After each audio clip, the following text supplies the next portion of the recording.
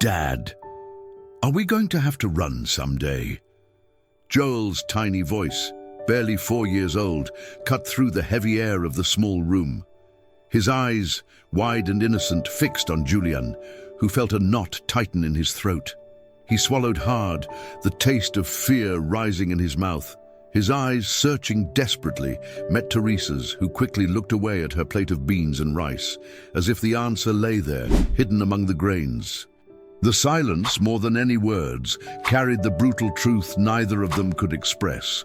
It was a reply that needed no sound to be heard, an unspoken promise of endless uncertainty. But to understand that moment, we have to go back to the beginning. This story is a work of fiction inspired by real testimonies. We do not promote unsafe migration or irregular entry into any country. Thousands have lost their lives attempting to reach the United States. We advocate for legal, safe, and humane routes. This narrative seeks to generate empathy and reflection. The decision wasn't made in one night, nor in a month.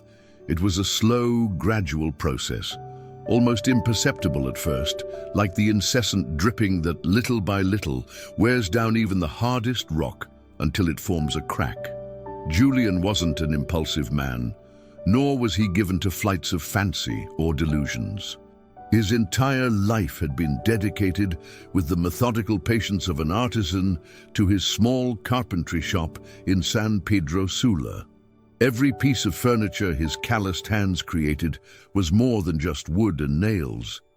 It carried a piece of his soul. He prided himself on the details, the impeccably sanded edges that passed the blind touch test, the wood knots masterfully concealed to maintain a perfect line, those little secrets that most clients never noticed, but which he, with his unwavering ethics, could never ignore. The scent of cedar, pine, and mahogany, mixed with fine sawdust, was his daily perfume, his anthem. He applied that same dedication, with a love bordering on obsession, to his family. For Julián, it wasn't enough that they merely had food on the table, though that itself was a daily struggle. He dreamed that they could fly, that they might explore the world beyond the borders of their poverty. It wasn't sufficient that they simply survived. He yearned to see them flourish, to grow without the weight of fear, without the shadow of uncertainty. Yet the years slipped away with the relentless speed of a rushing river, and the promise of a dignified tomorrow seemed to wither leaf by leaf before his eyes. Inflation's spiral gnawed at their meager earnings. The scarcity of opportunities suffocated any ambition, and insecurity, like an invisible predator, lurked around every corner, seeping into radio news, into the apprehensive glances of neighbors. Each night, Teresa, his wife, slept less, her shoulders appearing heavier and heavier, hunched under an invisible burden. He would hear her sigh softly, the sound blending with the buzzing of mosquitoes and the distant bark of a dog. And his children, Camila, 10 years old, with her curious gaze and sharp questions. Mateo, 8, always so observant, absorbing every nuance of their surroundings. And little Joel, barely 3, who seemed to absorb the tension in the air, whimpering more than usual, began to voice questions that stung more than any accumulated debt at the store. "Dad, why don't we have lights at night?" Camila would ask, with the cruel innocence of someone who doesn't understand the injustice around her. Her big, dark eyes, full of a curiosity Julián couldn't satisfy, pierced him. "Mommy, when are we going to eat meat again?" Mateo would inquire, and Julián's stomach would clench, guilt gnawing at him from within. Teresa often would just sigh, searching for strength in some secret place to invent an optimistic answer, a white lie that would appease the children's hunger and curiosity. He saw the hesitation in his own movements, the fear of not being enough, of failing miserably those he loved most. His breathing, once calm and steady like the rhythmic movement of his handsaw, now became short and hurried, when the burden of bills knocked at the door, a cruel reminder of his helplessness. He avoided mirrors, fearing to see the despair that stubbornly settled in his own eyes, the worry lines that etched furrows on his forehead. The wood, his refuge, now felt heavy, lifeless in his hands. It was amidst this silent maelstrom, this invisible siege of poverty and violence, that an old friend, Carlos, called from Houston. The voice on the other end of the line seemed to come from another world, a place where opportunities still germinated, where dreams weren't withered by reality. Julian, if you're still thinking of leaving, this is the time. The routes are open, but we don't know for how long.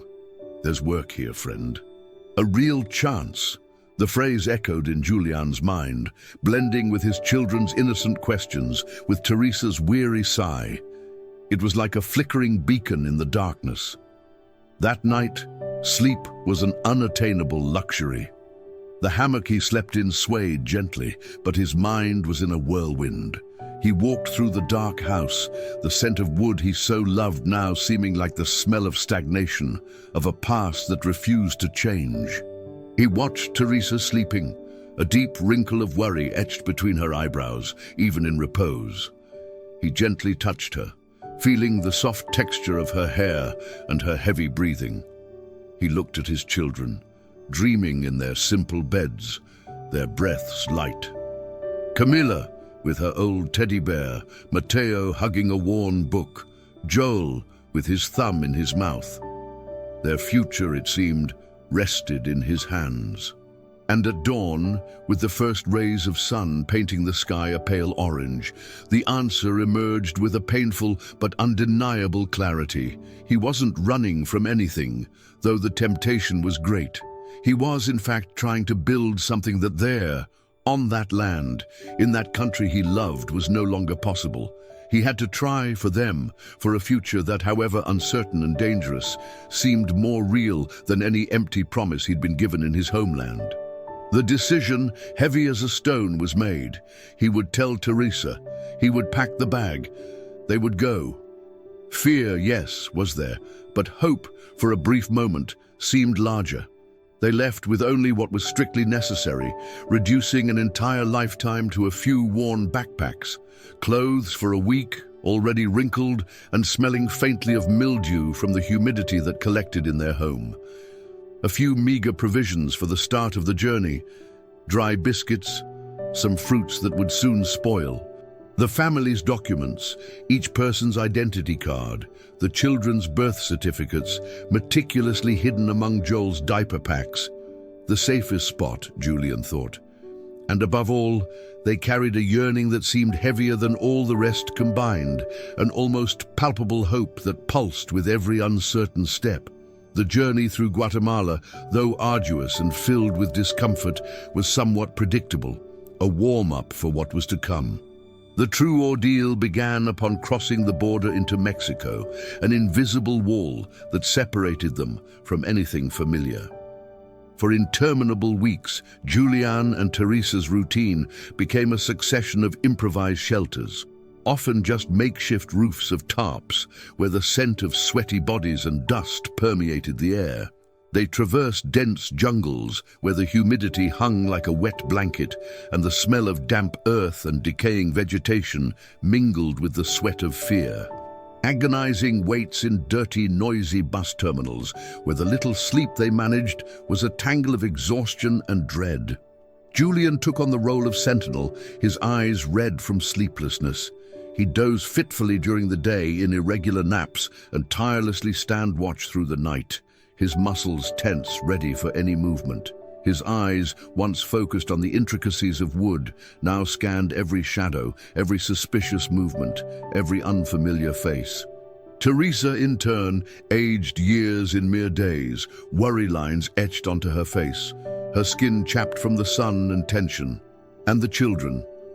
The children learned the cruelest lesson of the journey, not to make noise, to shrink back, to become invisible when they spotted uniforms or police vehicles, a silence that weighed more than any child's cry.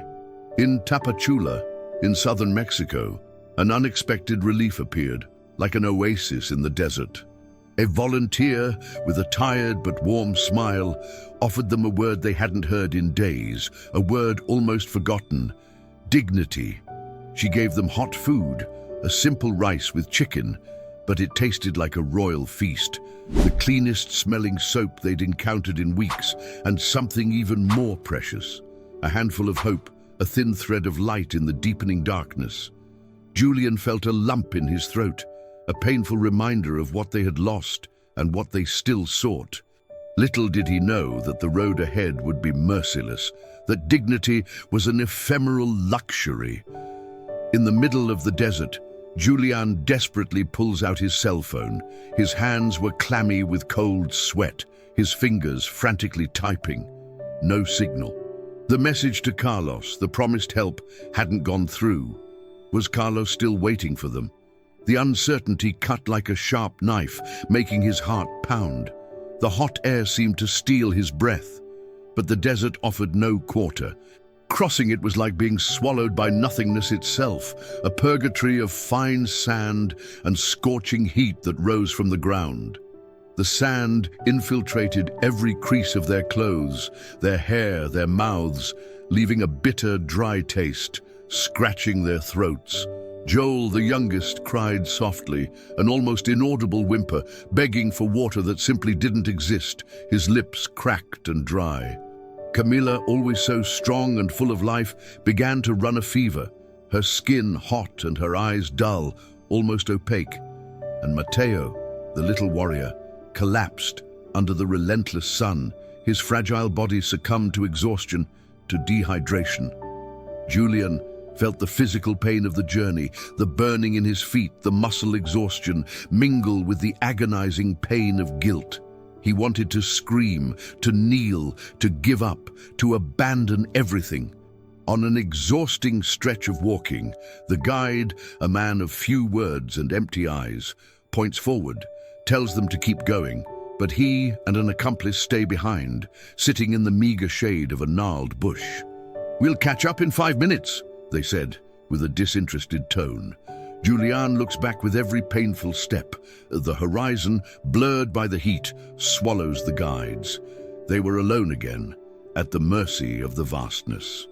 Solitude and despair mingled with the sand in the air, suffocating him.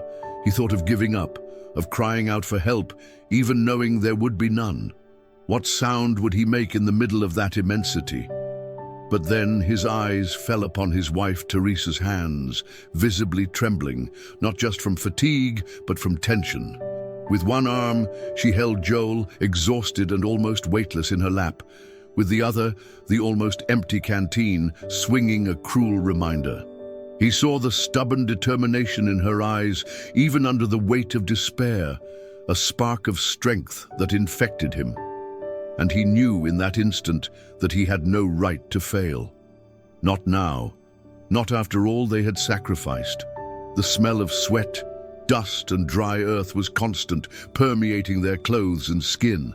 The texture of the sand under their feet, rough and relentless, burned. The sound of his own gasping breath, almost a moan, the slow and painful rhythm of their tired bodies seemed to be the only sound in the universe. With every step, the contrast between the idealized expectation of a new life, of a prosperous future, and the brutal reality of the crossing became more evident, a stark truth that wounded him. The dream haunts him, a clear image of the home he left behind, the smell of brewed coffee in the morning, the laughter of his children in the yard. The memory was so vivid that the pain tightened his chest. But upon opening his eyes with a start, it's the searing dryness in his throat and the blinding white light of the desert that strike him, shattering the illusion. Despair clenches, suffocating, like an invisible noose. The sun, relentless, already painted the sky a cloudless blue. His muscles protested with every movement, every fiber of his body cried out for rest. But the image of his children's smiles, now distant but still present in his mind, the promise of a future that still seemed possible, pushed him forward.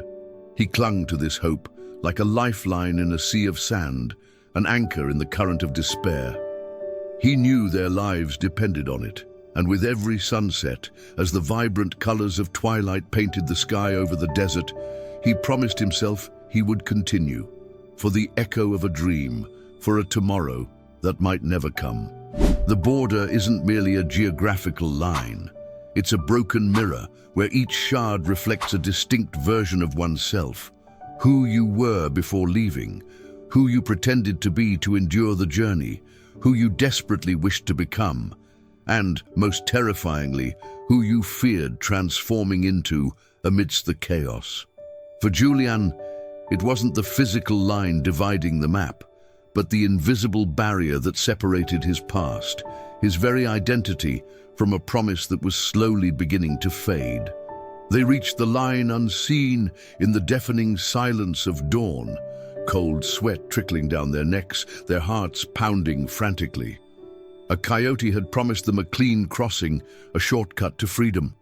And indeed, he delivered, at least until Julián's exhausted feet touched American soil. There, in the instant when hope seemed to solidify, the distant hum of a helicopter shattered the silence, making them instinctively duck into the sparse brush, sand scraping their knees, their hearts thumping uncontrollably against their ribs like a tribal drum inside his chest. They weren't detained, not that time. The relief was a brief gasp, but the threat still lingered. They were guided by other intermediaries, shadows in the darkness, to a waiting house in El Paso. A nameless, lightless place, stifling and smelling of mold, sweat, and despair. It was there, in that cramped cubicle, that Julián finally understood that the physical journey hadn't ended. That in fact, a new and perhaps more difficult journey was just beginning. That of living in silence, in invisibility, in constant vigilance. The arrival, which he had dreamed would be a welcoming embrace, was a cold shock.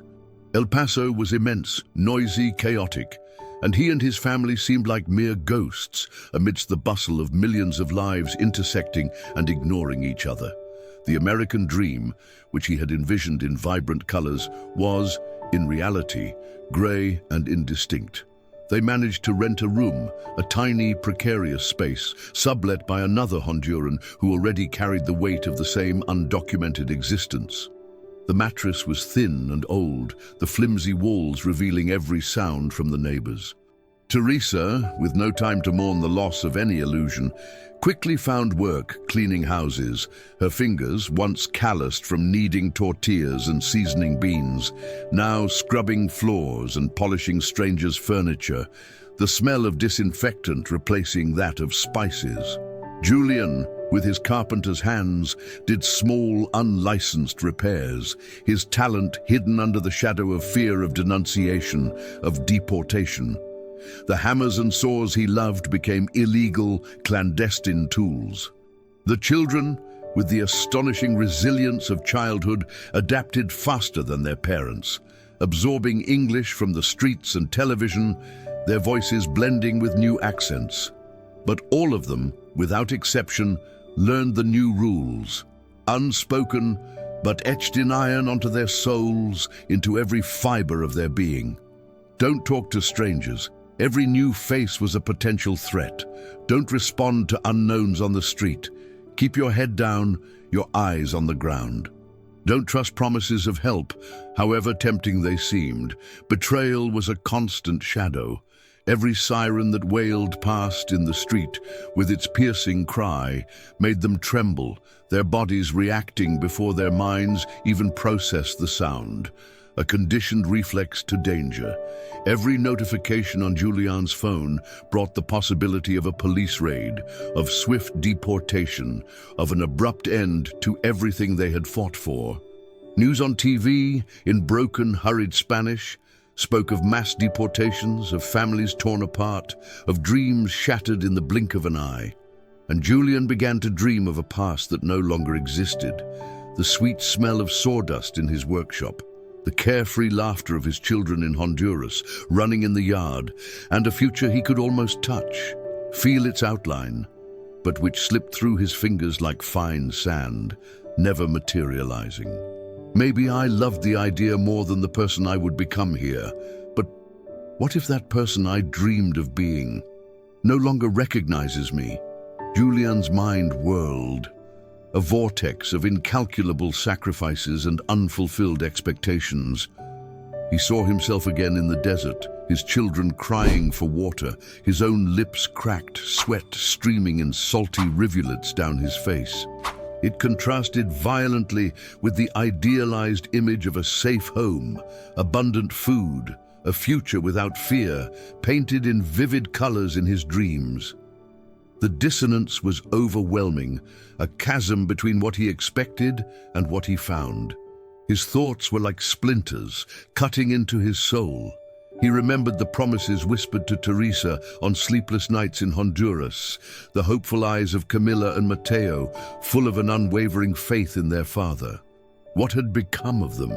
That Julián, full of unshakable faith and determination, seemed like a distant shadow, a ghost of his former self.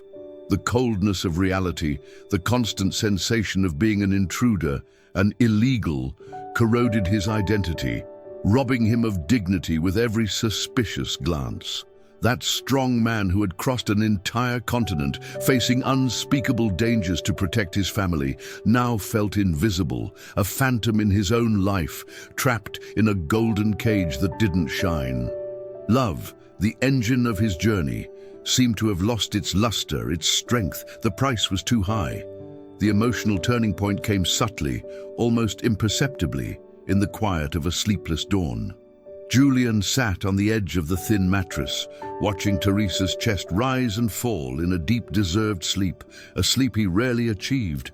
He closed his eyes and saw, in a vivid flashback, his father's hands, calloused by wood, teaching him to sand perfectly, to feel the texture of the wood beneath his fingers, to tame the material. He remembered the pride in his father's eyes when he finished his first piece of furniture, a simple stool, but one that represented a world of possibilities. That hadn't died within him. He hadn't died. The pain, yes, was immense, a constant weight in his chest, but he needed to continue. No longer for the idea of a distant and unattainable American paradise, but for himself, for Teresa, for his children, who depended on his strength, even if he himself felt utterly drained.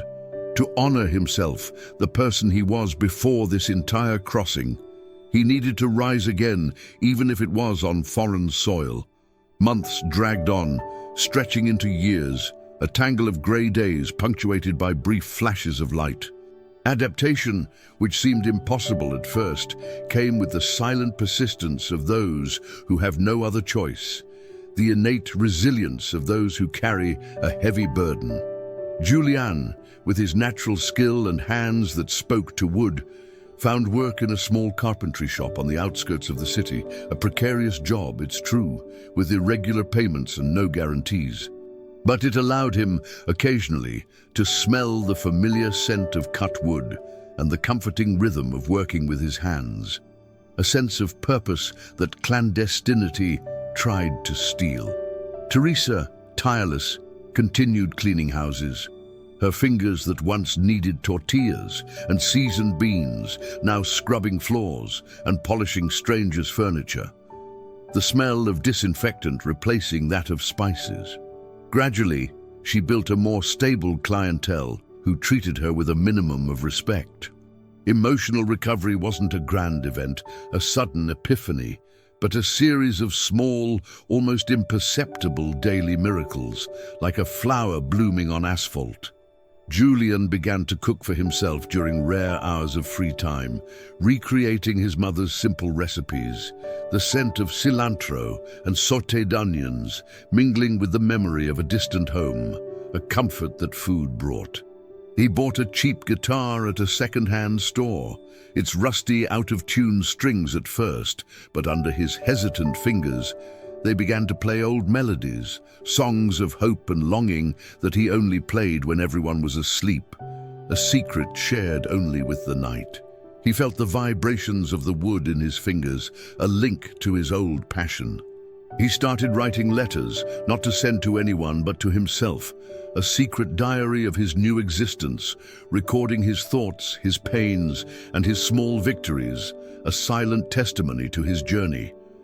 He began to build something new, Not a grand house with a garden, not a prosperous business or a life of luxury, but a life, a human foundation built of resilience and small daily acts of courage.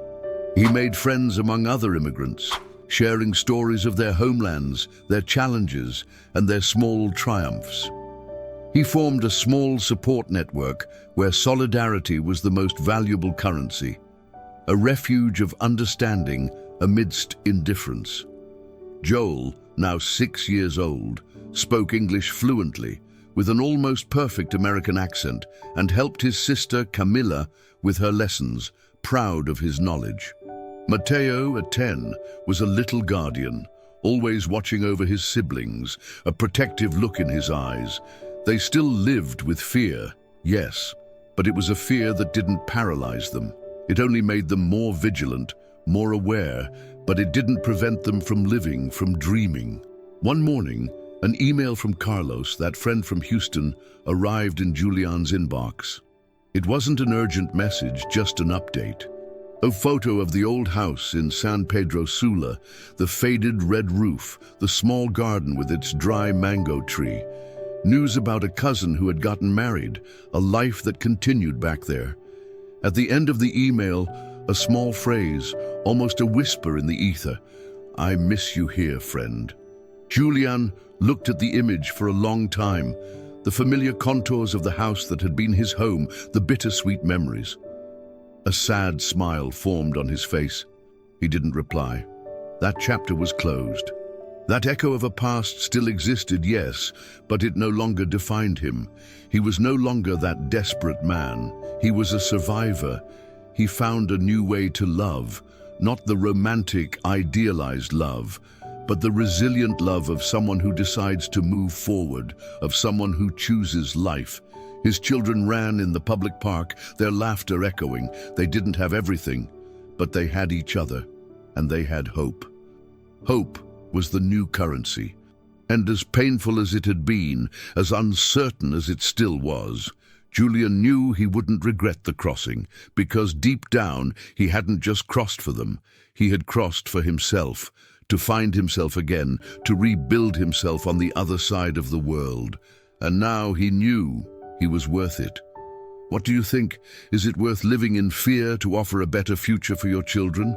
Let us know your opinion in the comments. We want to hear your story. Your voice matters. If this story resonated in your heart, leave a heart. It helps us know we are not alone on this journey. Activate the bell and subscribe for more stories that transform pain into awareness and remind us of human strength. Sometimes, silence is the most honest answer, and the echo is all that remains, so we don't forget.